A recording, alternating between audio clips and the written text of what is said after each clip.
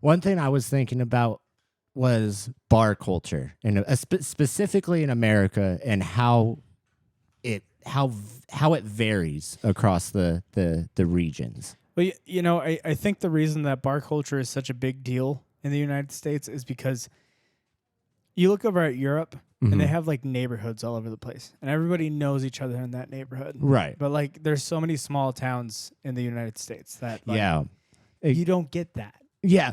Well, you kind of do, because a small town bar is, I feel, rather similar. Maybe, I don't know, because you tend to know everybody in there, and you're like, no, I don't like that person. I don't want to talk to that person. Oh, that's the town drunk. He's either going to be extremely depressed or very, very happy. You got a mirror sitting in front of you, and you're just like, that's the town drunk right there. This guy. Yeah, when you walk in and your beer and shots already in front of you, that's maybe not the best. But. Is that a good sign or is that a bad sign? I like to think of it as a good thing, personally. Yeah. But one thing I've noticed is, specifically in small town bars, one, it's really easy to get to know whoever you're sitting next to. And I'm sure you can attest to this. But one thing I've found is when you're leaving a small town bar, you have to say goodbye to everybody. Everybody at the bar, because see you next. Yep. No, thanks for the shot, dude. All right, cool. And it honestly depends on how see you drunk next time, Kevin. Yeah, exactly. It honestly depends on how drunk that person is. Like, you either give them a hug or a handshake. Exactly. Because it's either I love you, man, we're best friends, hey, or dude, thanks for coming man, we'll by see you here. next time. I know you're here every single day, but man, let me tell you, bro, it's great to see you. Every single day. Okay, you get 2 days out of the week that you're not there. But all right, that's fine. No, man, I think it's interesting. Bar culture is it's so weird because there's nowhere else in the world where someone sits down next to you and there's almost like an immediate, like, I'm allowed to talk to the person to the right of me or to the left of me. Oh, yeah. Like, you can't be at a urinal and like have the dude next to you like zip his pants down and be like, hey, dog, good game, right? And you're like, what's okay, hold on, what? No, like my a bar. Dick's in my hand, but I guess we can talk. A bar is perfectly fine because they sit down and they're just like, well, they're here to drink too. Yeah. So clearly we're allowed we're to in the same. Hey, where are you from? And you're like, what's up? I'm from here. So, and maybe this makes me a bad person, but when I go to a bar and somebody talks to me, immediately like the wall gets put up and I'm like, what are you doing? Yeah. Why are you trying to what is this? I've kind of noticed that, which is look, man, I'm an extrovert. I like talking to people. I like getting to know new people. But for some reason, a bar to me is a personal experience. Is you know it? what I mean? Okay. That's it's similar to, like, to me, it's like a bar it should be like a bathroom stall. I don't want someone coming up and knocking on my bathroom stall and like poking their head underneath it and being like, I see you're in a depressive state. Would you like to speak? And I'm like, yeah, yes. Can you let me wipe? Well, last week, all right, let me tell you about this. It's just, but it just seems to happen, especially with like certain people. And I think I've brought this up on the podcast before. I bartend, so I see all different types, and I know the person as soon as they come in is going to try and talk to the entire bar. Oh yeah, which actually makes my job quite a bit easier. Yeah, because you don't have I don't have to put it on. Yeah. You don't have to be the bartender being like, hey, everybody, look at me floating. Yeah, I can finally stock glasses and clean. You guys like magic tricks? You know? That's the Pick best. A card. Yeah. Any card. Oh, my God. Dave brought his fucking deck of cards. Pick a bourbon, any bourbon. I'll make it disappear. I think about that all the time. I mean, recently I went to a bar that you bartend at, and we were... I went with my girlfriend. It was my first time ever actually going to your bartending job and allowing you to serve me drinks.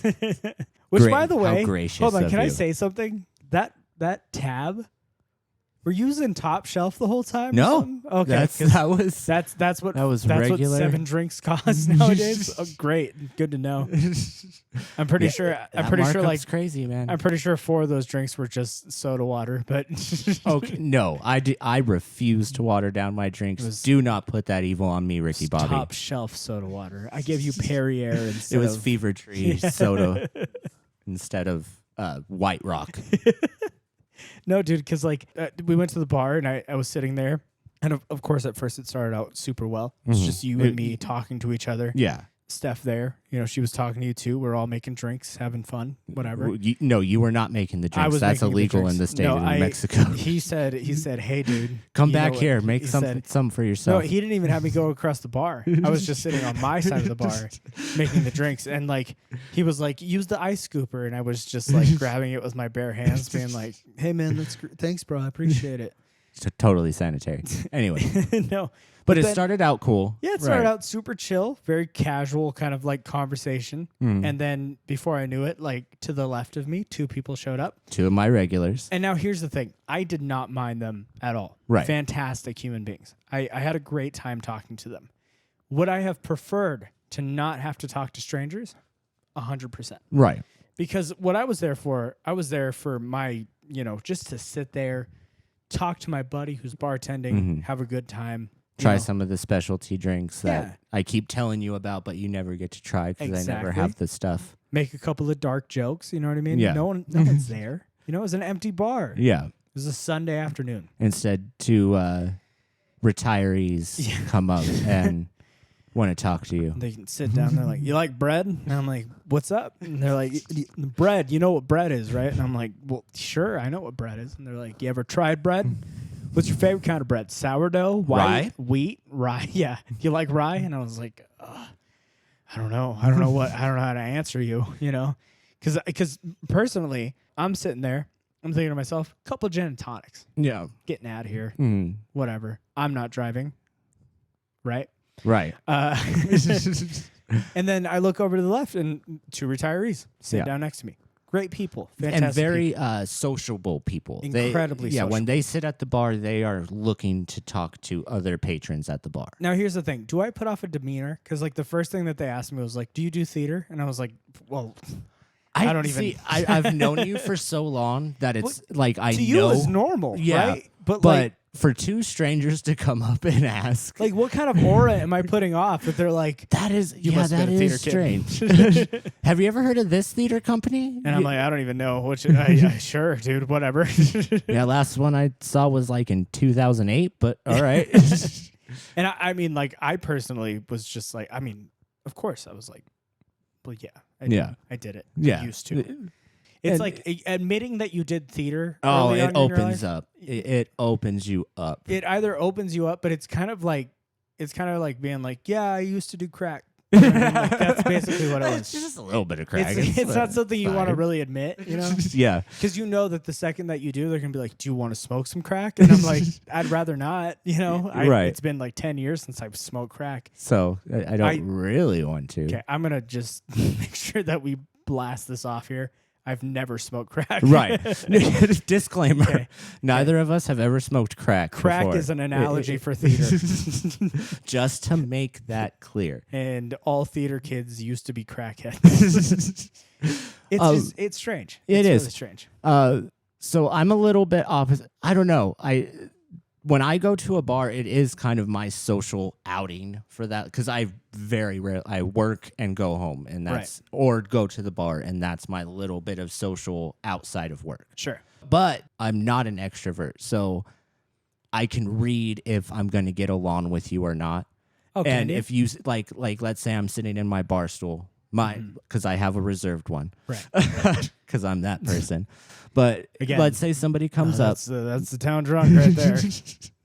Let's say somebody comes up and I'm like, yeah, I don't want to talk to you. Oh, hey, hold on. I got to go say hi to this guy. I know you, dude. Yeah, I got to go say hi to this guy. Sorry. 5 hours pass. I have not talked to this person again all throughout the night. But I still have to say goodbye to him because I talked to him once that night. That's kind of where I'm at in the whole bar scene. But I also only go to a dive bar. I don't go to like... You're just admitting so many things about yourself right now. I feel like that's what this podcast is actually therapy for Richard is what it is. Yeah. I don't know. It just a heads up, the setup of the podcast is actually him laying down on a Persian couch. I'm sitting in a chair, a very high chair. I have my leg over my knee, and I'm sitting here crisscross applesauce like therapists do. Could you imagine walking into a therapist's office and your therapist is sitting crisscross applesauce? incense is burning. Okay, yeah, I don't feel like this is for me. Welcome to the brand new type of therapy. First off, we're going to talk about your problems, but then afterwards, we're going to take shrooms together. Oh, okay. No, that's a big jump. Hey, therapist. Man, I only set like an hour aside for this.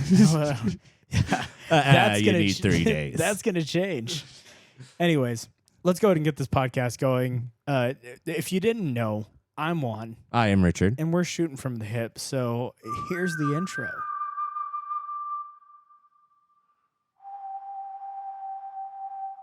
The Southwest has been home to the most infamous outlaws, from Billy the Kid to Neil Patrick Harris.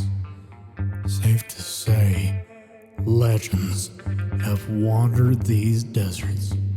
And if you listen closely, you can almost hear the wind whisper their story over this barren land. Well, these two gunslingers, they have their own story to tell. They're shooting from the hip.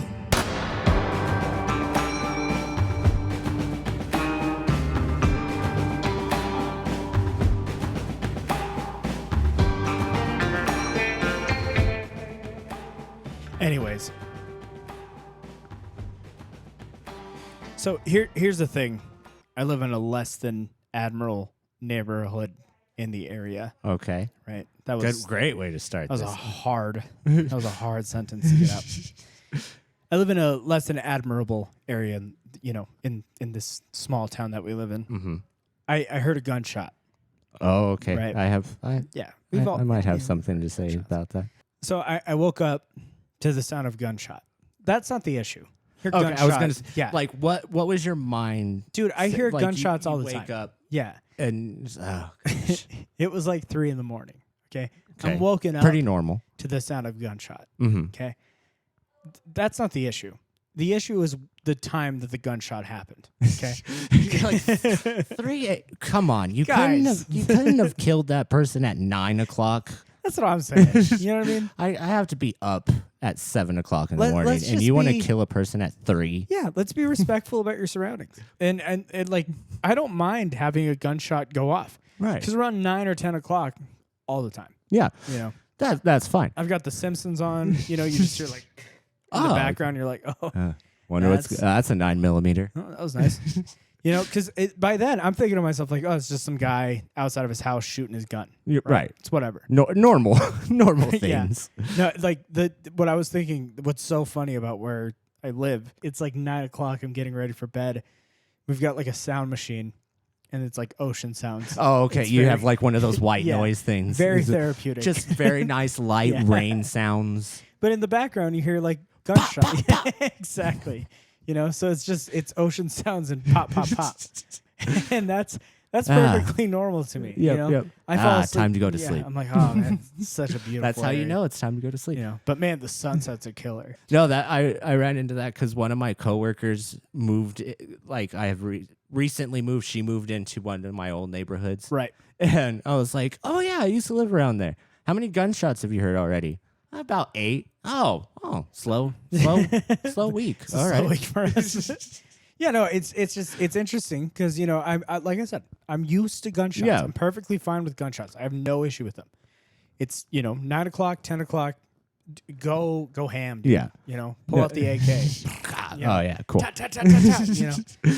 No, it's so bad that like where I live now, I heard this was at like 11 o'clock in the morning. Yeah. But I hear one and I stumble out of bed. It was a little early. Yeah. And everybody else in the neighborhood is fucking freaking out. They're Yeah. like, who fucking fired that? What's going on? I'm like, oh, it's okay. See, but that's I the was thing, just curious. right? Is like the area that you live in, Mm-hmm. you know, a gunshot is like, hey man, Wild Bill Jones is outside of his house shooting a shotgun this morning. You Right. know?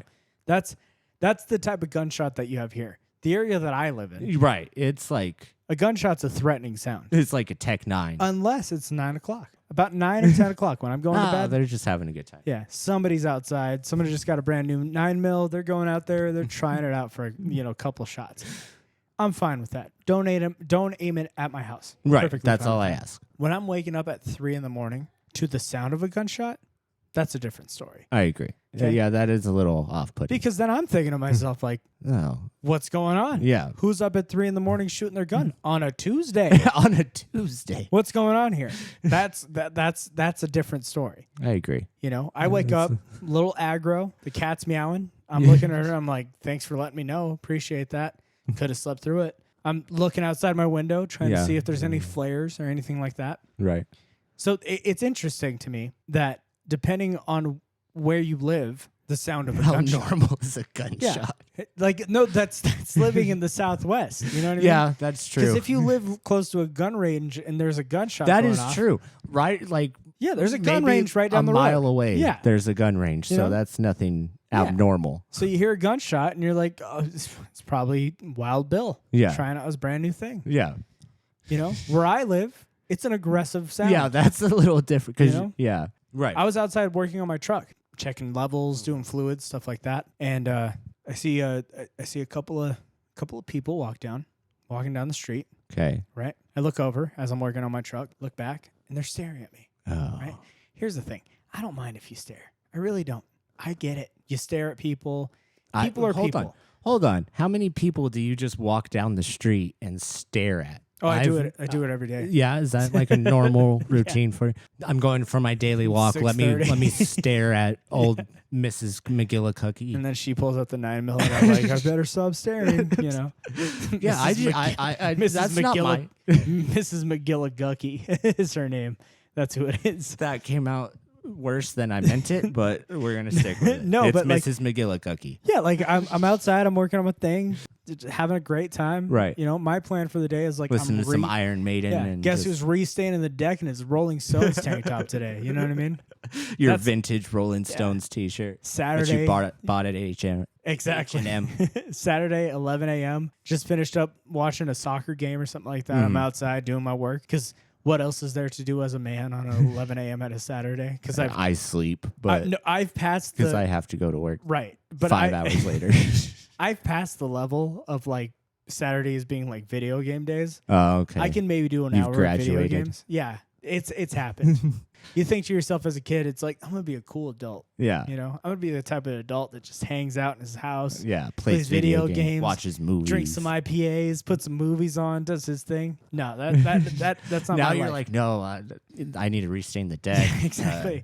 I need to pull those weeds, yeah, man. the cars need new oil. I've got to take them all out for a wash. You know, by the time I get home, it's like 5 p.m. Man, this is a good Saturday. I get to beg the girlfriend to order some pizza for me, something like that, so I don't have to spend money out of my bank account.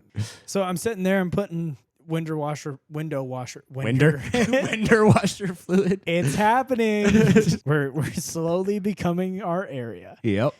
No, I'm putting window washer fluid in my truck, and I look behind me and I see these two people walking by. Uh-huh.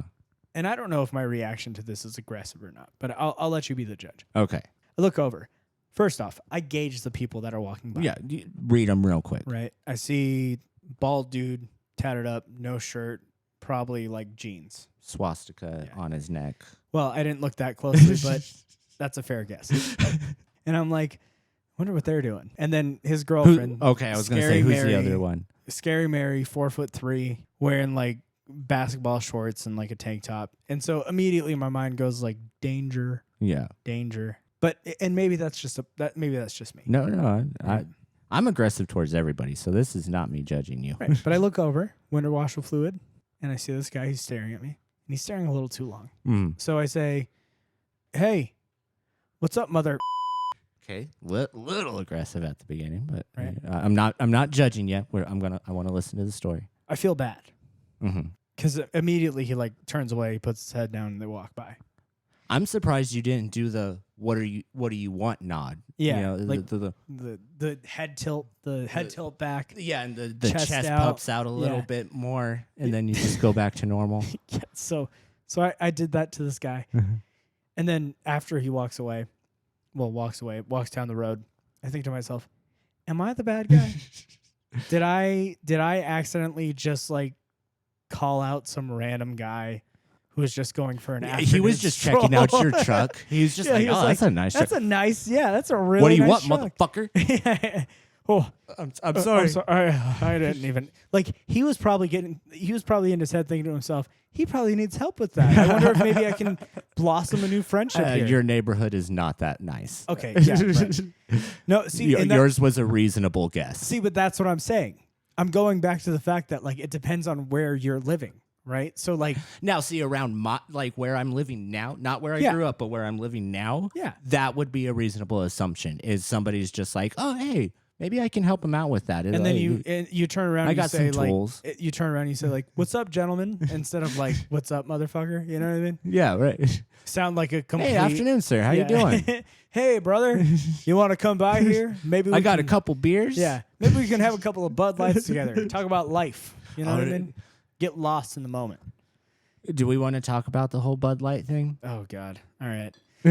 Look, because I'm not even like fully into what happened with that. No, I just know there's like a whole stigma now around Bud Light. What I will say is that the guy who was walking by the house staring at me looks like somebody who would be against what's happening with Bud Light. Okay, so yeah, probably a reasonable assumption that you just needed to be aggressive right then and there. Exactly, and it wasn't me trying to be aggressive. It was me just kind of being like, don't come near me. You like, this is my turf. Like I was essentially a skunk spraying my stink at him, being like, stay away from where I live. You're just an old lab marking your territory. I want him to think like he has a gun. Like, right. I know this sounds bad. I know this sounds bad. If you live in the East Coast or if you live somewhere where guns aren't allowed, I know it sounds bad. But where I live, I need to let people know there's a possibility. A solid chance. There's a possibility. I have a gun. Mm-hmm. Don't do it. Don't do it. Don't even think about it. I'm not that guy. Right. I'm not that guy, pal. Okay. Now, if I had been like, "Hey, brother, you want to come by? Help me change the oil on this thing?" You would be dead in a ditch somewhere. He would have stabbed me. Yeah. You would be dead in a ditch. Yeah. Coyotes would be eating your body. And personally, 11 a.m. on a Saturday morning, I'm not trying to get stabbed. I don't know about you. You know, not my ideal way. Again, waking up to gunshots at 3 a.m. I'm looking at that guy. It was you. Yeah, you're the one who shot the gun. Yeah, that's your fault. Reasonable assumption. It's a good assumption. Gotta be careful. Back to the Bud Light thing. Do you know what's happening? Not fully. Not fully. I'm gonna be honest. Okay, so Bud Light recently changed. Well, didn't change. Has a new spokesperson. The spokesperson is a trans person. Okay. Okay. Perfectly fine. Yeah. Not. But my thing is this: you've got people coming out being like, drinking Bud Light is now gay. When was it cool to drink Bud Light? Yeah. For one, I've never gone to someone's house and been like, "This is a manly man." Oh, he's drinking Bud Light. He has Bud Light in his fridge. So yeah, it was the only time I think I've ever drank Bud Light was when I went hunting with this guy. Oh, tell us this story. No, hold on. This is great. This is a fantastic. Actually, Richard's about. Hey guys, it's Juan here. Richard's about to admit to a felony. Not a felony. Not a felony. A full-on felony from Richard. Guns were never fired. Well, that's not true. But anyway, yeah, that's the only time, and I was just like, oh yeah, this guy, he's just cheap. He just didn't want to spring for the the Coors Light. No, you get it. You know, he's got a $700 Yeti cooler sitting in the back of his truck, and you're like, I understand. Oh no, it was one of those styrofoam motherfuckers. Look, that break apart and go all over the place. So that's where the issue's at. If it's a Yeti cooler, I understand not wanting to splurge on the beer. You're right. You know what I mean? Because the cooler. But if it's so cheap much. Cooler and cheap beer, not a good sign. That's a terrifying person. That is a man who has lost control of his life. And a man with a gun. Even better. Drinking a Bud Light as he's shooting it. He's probably who was outside of my house at 3 a.m. Yeah, that's it. That's it. He was outside just good old Stephen McCurry. I don't know. Waking me up like here's the I can deal. We're gonna go back to this. Okay. I can deal with waking up at 3 a.m. to the sound of like a loud bass coming out of a truck or something like that. Yeah, that's fine. Somebody blasting their music. Hit your music as loud as you can. But what I have an issue is I know for a fact you're not shooting that gun for fun. Yeah. At 3 a.m, that's not a fun gunshot. You're not target practicing at That's 3 not you o'clock going out in the morning. back being like, there's a lot in front of me. Bop, bop, bop, bop. Yeah. You know what I mean? Or, there's a coyote on my property. Yeah, no, that's you being like, hey, Dave, I've had problems with you for a couple years. I'm 3 Bud Lights in and a half a bottle of whiskey. No, And- not even whiskey. Like just 3 Bud Lights. That's it. That's all it takes. Yeah, social lubricants in the United States is you just shooting people. Dave, I have a problem. It's going to be a flesh wound. It's going to be a flesh wound, but I owe you this. No, see, I always used to think, like when I was younger, I was always like, why don't artists ever come to our area? And I'm like, I'm starting to kind of understand. You know what I mean? Not the most welcoming of societies. See, but then you live here and you get to know a couple people, and it's like, yeah, dude, Marge is cooking me muffins this morning. She's baking muffins, you know? Yeah. We've got Deidre down the fucking way. She's doing her thing. You know, she's outside cooking biscuits and gravy on the old fire log. You or have whatever. You know what I mean? your next door neighbor threatening to dissect you. Yeah, and that's perfectly fine. It's perfectly know? perfectly normal. I'm like, hey, Bill. He's like, I'm gonna kill you. And I'm like, Yeah, I'll See? offer you a beer. yeah. How about a game night in a week? How about a game night? Sounds great. Yeah, that's cool. Love that guy. Such a good guy. He's got a Bud Light in his hand. Yeah. And you know what's funny is we already brought up that story about the neighbor wanting to dissect us. And Yeah. that just totally helps our our argument now. That That's might- just the way we live here. That might have like put us in a weird mental state where like all we think of when we see a neighbor is like, this guy's here to destroy our lives. Don't eat anything that they give you. Do not eat it. Yeah. It has razor Yeah. blades. You're like, take one bite of the taco, and he's like, you remember Bill? And you're like, what's What up? the fuck? He's the taco. Wow. Tastes Well, I'm like gonna- sweet pork. I'm gonna be real with you, man. Bill tastes It's pretty, pretty good. damn It's good. like very sweet pork. I like it. So anyways, back to the Bud Light thing. Mhm. So yeah, the issue Okay, is, yeah.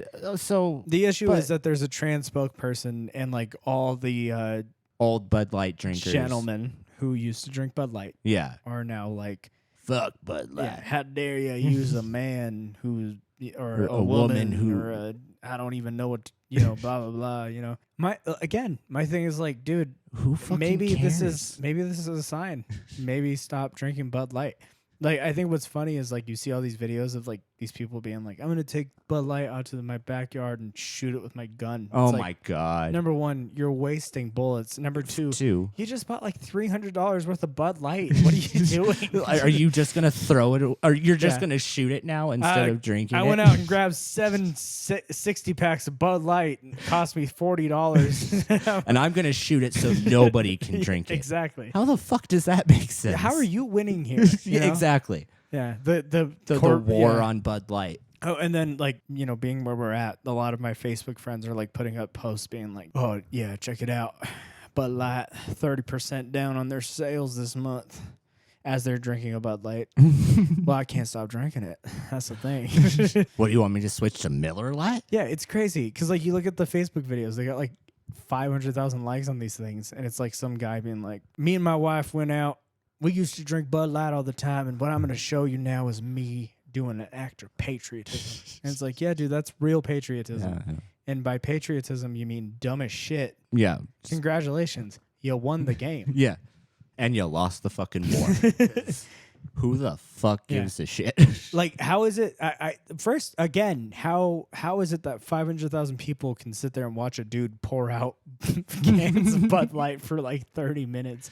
And they're like, And like it- exactly. I like to imagine and they're comment. Yeah, I like to imagine they're sitting there like every time they pour a Bud Light, they go, hell yeah, Yeah. I hate Bud Light. Anyways, I'm switching to Coors Light. They've never done anything like this before. Totally different. Meanwhile, Coors Light is like, we're gonna just plaster gay flags all over our beers, but they were that fine happening? with that. No, you've never seen that? Yeah, No. Coors Light, they've put, they're LGBTQ the pride friendly, flag and yeah, whatnot. which is perfectly fine. Who cares? That's It's what beer. I'm saying. Like, I want it to be understood. We don't care what you do Yeah. in the privacy of your own home or Or- even in public. Yeah. I don't care I don't that give a shit. live your life. Yeah. Go out and be yourself. That's perfectly fine. Just don't raise the price on the beer. Exactly. This is my thing. No, see, so this is where the issue comes in. Now, because they're destroying all this stuff and because the prices or because their sales are going down, now prices are going to go up on Okay, beer. now that pisses me off. This and is it's where the the issue other is. side that's pissing me How off. dare you? You and your Wrangler jeans and your And you're going to make my beer $500 more expensive? yeah. $500 pair of boots and your truck that hasn't actually been used as a truck once in its life. Oh, no. It's You just know? for show. Yeah. Well, I went to business school and I started myself a nice plumbing business, and I don't work in that shit. You kidding me? I'd never get my hands dirty a day in my life. But let me tell you, I'm with you. I understand the struggle you're going through. Like, that's the issue that I have with it. Yeah. Well, You're watching a millionaire pour beer out on the floor, essentially raising the prices of the beer that you like to drink, and you're supporting this guy. simply because of the spokesperson? How Yeah. the fuck does that make sense? That doesn't make any sense. You're the problem. Exactly. This well, is it's where that, we're at. Yeah, it's that whole manly man thing that we brought up. I want to say it was on the last podcast. Yeah, I'm surprised I haven't seen Ben Shapiro shooting Bud Right. Light. Well, actually, I'm pretty sure his dainty hands couldn't handle it. he would just drop it Yeah. and hope it breaks. Yeah, no, he actually. There you go. He tries to drop the bottle and it just bounces back because he doesn't have the. He's like me, Ben Shapiro, a real man. This is what a real man looks like. I'm gonna throw this beer on the floor and it just bounces back into his hand. And he's like, I'm gonna do it again. yeah, you know what? We're gonna post it anyways. That's what I'm saying. It's like, dude, Exactly. You are the fucking problem. you're shooting yourself in the foot, man. Yeah. You know? And again, like I said, if you don't want to drink Bud Light anymore, maybe take it as a sign to stop drinking. You know? Yeah. Maybe drinking a 30-pack of Bud Light a night wasn't the answer. You're right. Maybe that's what you should take out of this instead of being like, I don't like people who are different than me. Exactly. Oh, on this podcast, we do believe everybody should have a platform, Absolutely. including ourselves, and we're allowed to judge as much as we fucking want, especially Absolutely. when you're destroying beer. Yeah. It's alcohol abuse. What is your issue, dude? You are so against somebody else doing something that you're going to go out and spend $200 on beer Just to destroy it. and then be like, "Oh, I'm doing. I'm the making right a thing." difference. Yeah, what difference? The only difference you're making is you're hiking up the fucking price. Yeah. Stop. For those that actually like to drink beer. Yeah, that's not our fault. Yeah. You know, we're just. I mean, how is it? How is it my like? Look, I consider myself a good person. I'm all about inclusivity. I'm all about Be yourself, everybody being whatever. the exact same person. Believe in what you want, man. I get it. Not being the exact same person, but being yourself is know? what you meant to say. And of course, there's limits to like believing in things. Like if Right. you believe like maybe going out and cutting up people in the middle of the street is like your belief, I'm a little bit against that. Yeah, I'm against. As long as it doesn't hurt anybody. Yeah. That doesn't deserve to be hurt. Like then, how okay. how does it bother you so much to look at somebody being themselves that it irks you to the point that the one thing that your entire personality is based on is hating this thing. exactly. That's your personality. It's like, congratulations, dude. You got 20 likes on Facebook from all your weird friends who all think the exact same thing. Like, that's what I'm saying. Chill out. Yeah. Just move on. Just live life, dude. Yeah. They're great people. They've got Believe what you want. Yeah. Gay people are amazing. Well, okay. They've got great style. You know, Yeah.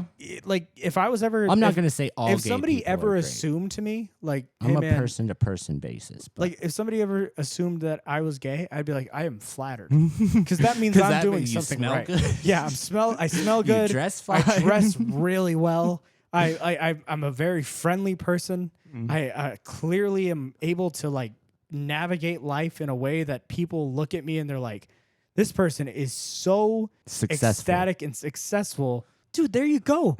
Gay people are so successful. Have you ever like every single time I watch one of these shows that like those house shows where yeah. they go out like house hunting, Yeah. they're like, I'm buying a $2 million home. This is my husband.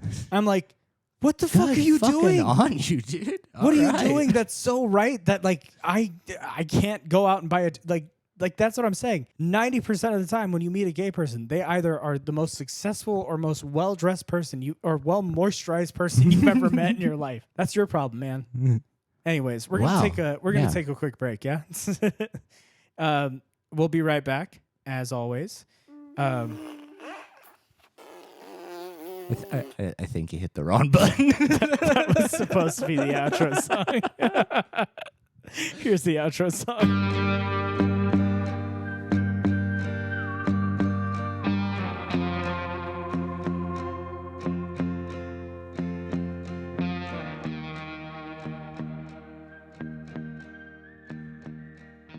So I've come to the conclusion. I truly believe that soccer is just life. It is Okay. what it is. Okay, I've been following this team, Arsenal, in the Premier League for the last 10 years? 10 years, 12 years, something like that. I've been a fan of them for a long time. And recently, they've been getting a lot better. Mm-hmm. This entire season, you know about this. This season, they've really shown up. Right. They look really good. They have a young coach, a lot of young players. We're full of prospects. Mm-hmm. Our team is very, very formidable. Okay. That's what I'll say. Good word. Recently, we may or may not have accidentally Quote unquote. given up our first place Right. in the league. Because isn't Manchester still in Manchester one? City. A lot of people are saying that we're messing up and that we're ruining our chances. What was the term you used? Bottling. Bottling. Bottling the league. Mm-hmm. And yeah, we lost 3-0 our last game. Ooh, that is rough. Okay, but- well, you don't need to say that. It is rough. I'm sorry. Look, we lost our last game. Goals Well, don't that's matter. 2, right? No, we won our the game before and then the Oh, game okay, before so- that. Yeah, so we Okay. played Chelsea and Newcastle. We beat both of them, Mm-hmm. and then we got to Brighton at our home turf and lost to them 3-0. Okay. Okay. It's a rough game. This is exactly what life is. You can do as well as you possibly can. You can be so good the entire year, Mm-hmm. put it all together, figure it all out, and all it takes is one hiccup. Yep. And everybody goes, "Oh, they're back to their old ways. They're back to exactly who we thought they would be." Yeah. That bothers me. I understand. Because I understand. That essentially takes all of the work and all of the, everything that was put into to make them as good as they were, and it just throws it out the window. Yep. And they're like, yeah, who cares? Who cares how well they've put it all together and how good their players are and how young their squad is? They lost this year, so they're bad. Yeah. That doesn't make sense. I know what you mean. Well, it's that kind of you can please some of the people all the time or all of the people some of the time, but you can't do both. Exactly.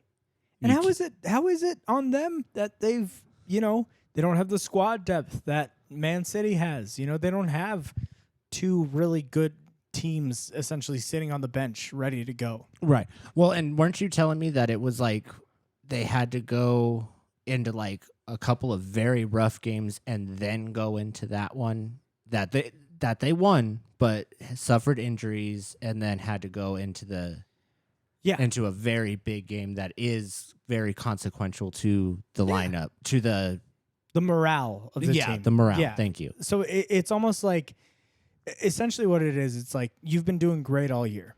Mm-hmm. And then out of nowhere, something terrible happens in your life. And then everything kind of starts going downhill, but you're still producing and you're still doing really well and handling your business the way that you should be handling it. Instead, they see that and they're like, these guys, really? Well, they have a history of doing this. Blah, blah, blah. This and that. Yeah. Oh, yeah. Well, it's that kind of like you go to work for every day you're scheduled more than 8 hours a day, and you like actually get sick. You call in sick one day. Yeah. And all of a sudden you're a piece of shit. Yeah. How dare You're this lazy. person? Yeah. Oh, I can't believe they would put it down like that. I can't believe this person would give up their opportunity to be something greater. And it's like, dude, at the beginning of the season, our hopes were top 4 of the league so that we could get into a Champions League position, which is like a bigger tournament and you Right. get a bunch of money from it and all this other stuff. That was our hopes. For us to be in first place throughout most of the season was completely out of the water. It made no sense. We had no reason to be where we were. And yet people are calling it a bottle job. Right. How? Because you're what? Third now? We're second. Second. We're There you second go. to a billionaire team who's owned by Saudi Arabians, who has oil money, who can essentially be like, oh, $200 million player? That's Okay. nothing. Whatever. Over here, we're like, all right, guys, we got to get our finances right. We got to figure out how to do this so that we can, build up and try and become something better. Get some new people, train them, get them ready to go. See, but this is where my issue comes in. Wouldn't you rather have a league where it's not one team essentially owning the entire thing and looking so great? Why are you happy that a team like Manchester City is winning the league again? You shouldn't be happy about that, because that just goes to show, hey, man, your hopes also dashed. Yeah, you have it's no all about chance. money. You have absolutely 0% chance.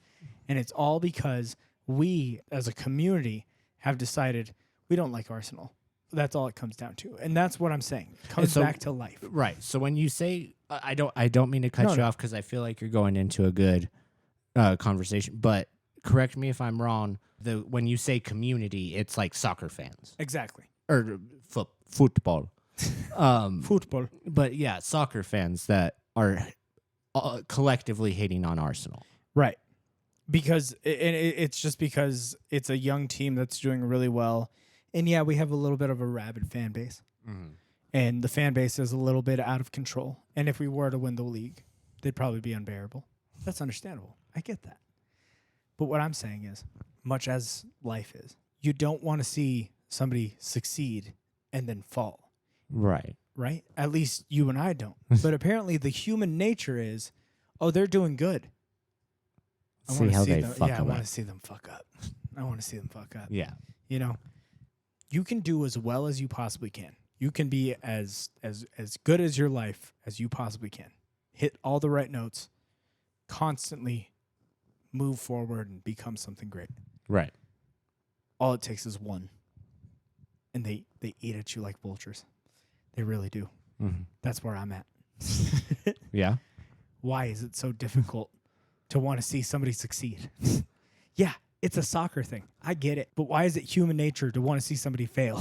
I don't that's understand. a good question. It really is. I've never really experienced anything that I've liked. I've wanted to see it succeed. Right. Like even things that I'm not like big on or not partial to or maybe even don't like, I'm still not going to be upset at them succeeding.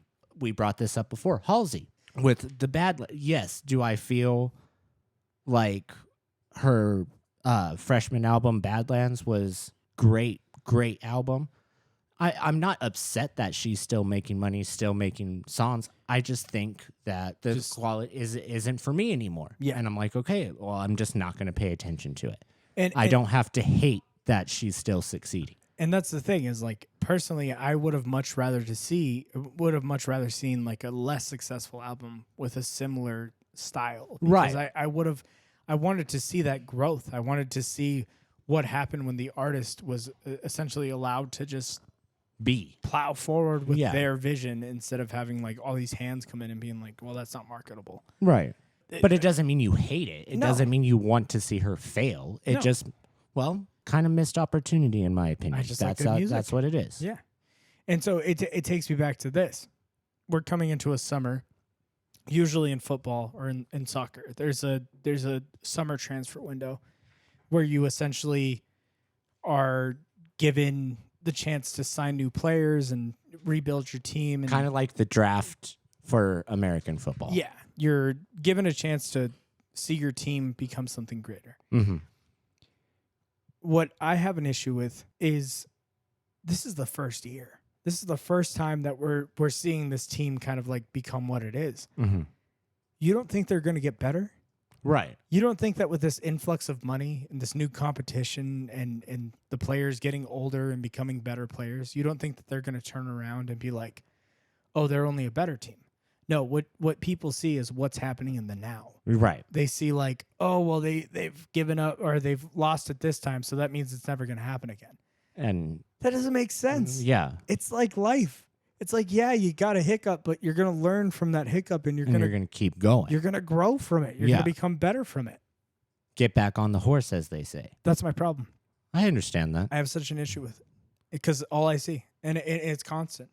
I go to work, I've got people who are at work who are completely against it, and they tell me all the time, like, oh, yeah, dude, they messed up. bottle the league. You're never going to get this chance again. Well, even before that, it was, oh, I'm just waiting for them to drop the ball. Yeah. It was never positive. No, the entire season, they were the top On the up, team, yeah. the best team in the entire league. And we got beat out by a bunch of billionaires. Whoops. I don't know what to say. It just bothers me. And it bothers me because it reflects real life. Human nature. And the fact that everybody wants to see you fail. If you're succeeding, they want you to fail.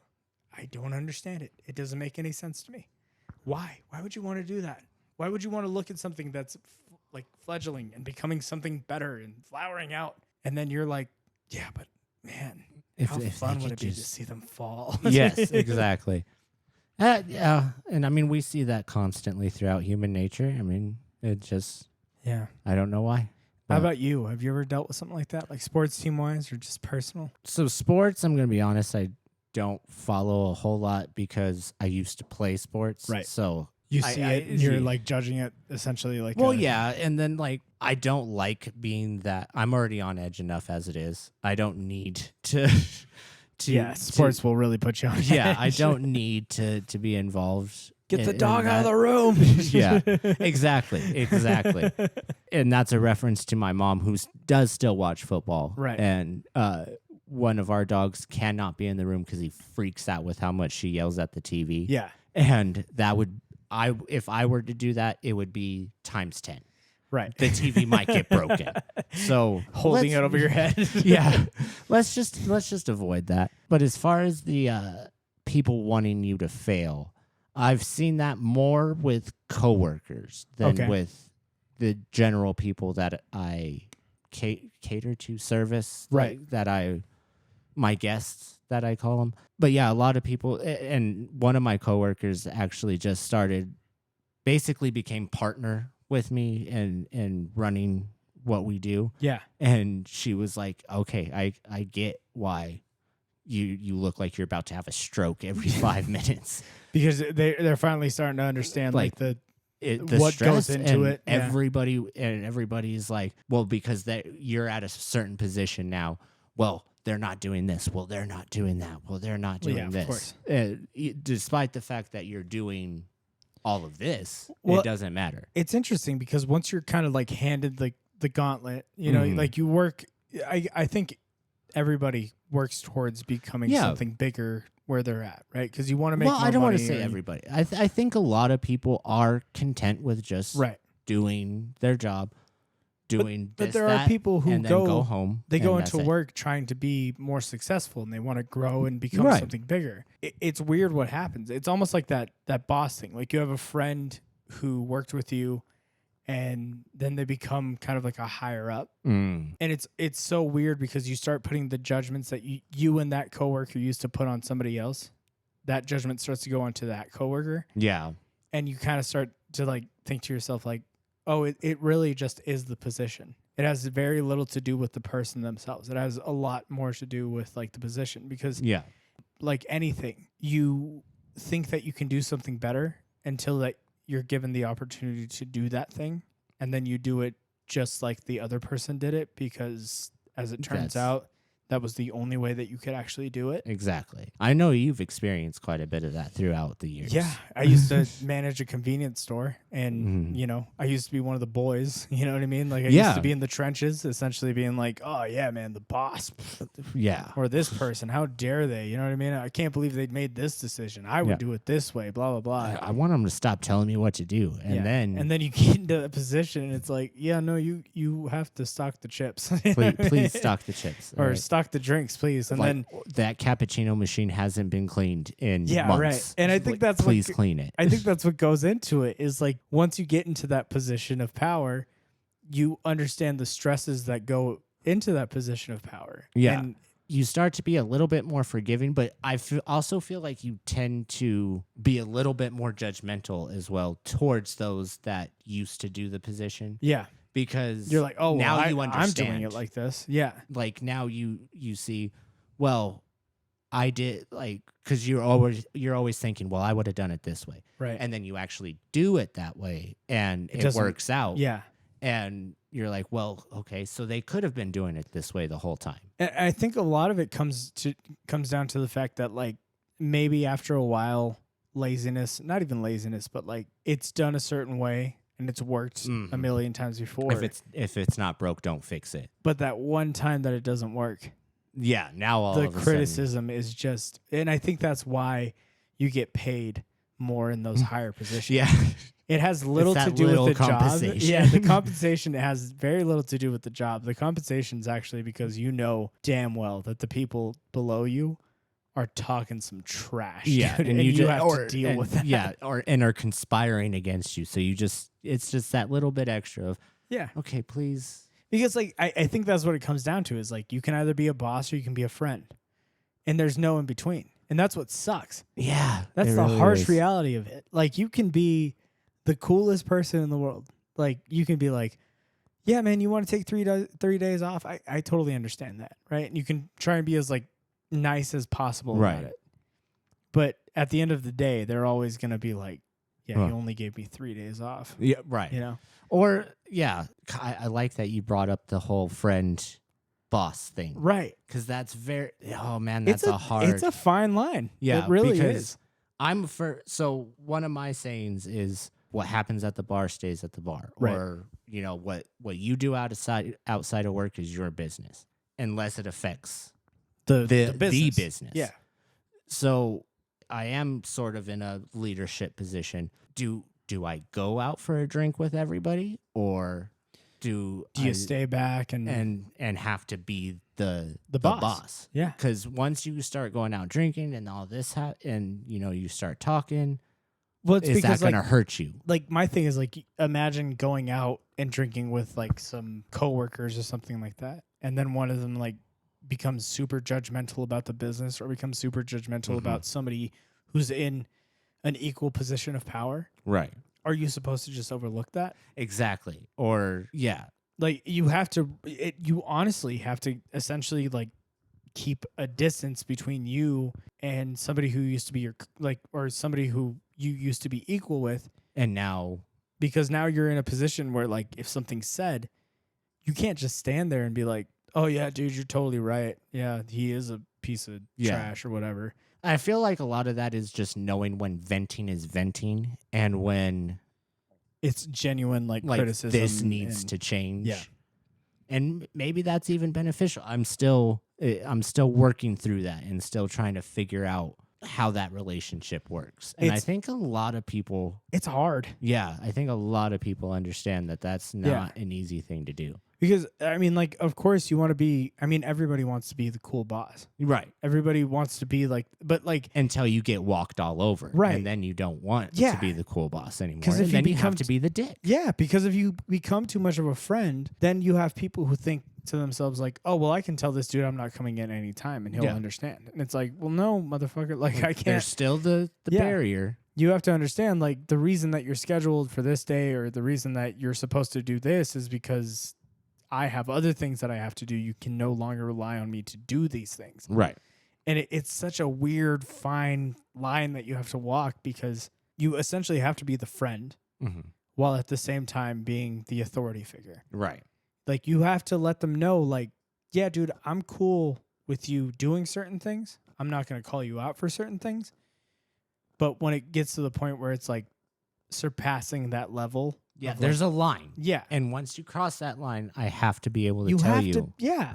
Because if you don't, you turn around and then you're stepped all over. Exactly. I mean, like, I'll use this as an example. Recently, like a YouTube channel that I watch, they had an employee quit because of like, I think the employee was fired because the employee wasn't doing things correctly. And what's interesting about like you lose an employee in a platform of like that size, the employee can essentially come out on the other side and say and do whatever they want to do. Right. Right. So there's no like, they can essentially be like, they treated me like garbage. Yeah, there's no non-disclosure agreement type thing. And so you're faced with this conundrum. Do I turn into the boss and look like a bad guy? Do I stay quiet about it and just don't comment on it? Or do you ride the line down the middle where it just becomes full-on professionalism and you try to handle it as professionally as you can? I usually go middle of the road. Right. And that's what makes a good leader, right? Is being able to kind of like handle that. But I imagine that. Like, imagine you're running a convenience store that just so happens to be the most popular convenience store on like TikTok or something. You have like 2 million followers. Okay. And you fire an employee. And then that employee turns around and says like, and starts like saying like, oh, well, they made fun of me for this, or they treated me this certain way, or something like that. And you have this incredibly large platform of people questioning your decision. I don't think I could handle that, man. Yeah, that is insane. rough. That is rough because like I've only dealt with it on a very small scale. I haven't dealt with it on like 2 million people, and I might lose 2/3 of all of my clientele. Yeah, no, you've got your issue is like you've got Janice who works dishes. You know, and like, all of us, and it's never clean, and she never organizes. And she's like, yeah, he is a piece of garbage. You know what I mean? And it's like, okay, Janice, calm down. But instead, you've got a million people who don't know what's actually going on or don't know the underlying work of the situation. Yeah.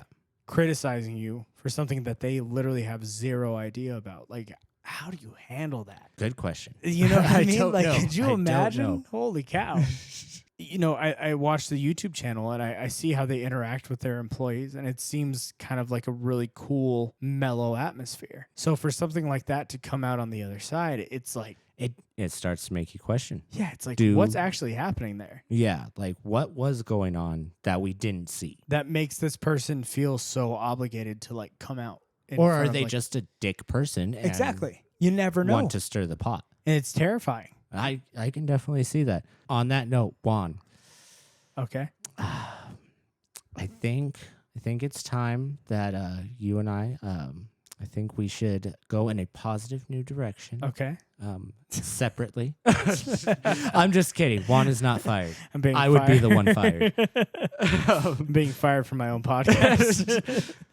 Give me the soundboard. Okay, he's just pulling it away from me. It's not gone. yours anymore. It's so strange because it's almost like we're seeing things that used to be dealt with in private being dealt with publicly. That's true. And it's so weird. That's why I despise. I fully admit I've never had social media. I've never done it, nor do I plan on having it. Yeah, want to do it. Yeah. It's I can't imagine how much stress, anxiety, and quite honestly addiction that would lead to for me. I have social media, and but you use it intelligently. Like it's for a point. It's a 5 minute a day kind of thing. Yeah, because it's usually just like it's to keep in contact, to advertise what you're doing, stuff like that. I get that. From being on social media, I go on there all the time, and I see people posting all the time, like, oh, my boss fired me today because I did this. And you only get that one side of the story, but because you're friends with that person or because you've known them growing up, you're gonna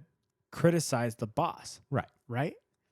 But there's always two sides to the story. There is, and that's gonna hurt you because imagine a boss now sees how you reacted to that. How are you going to react? Yeah.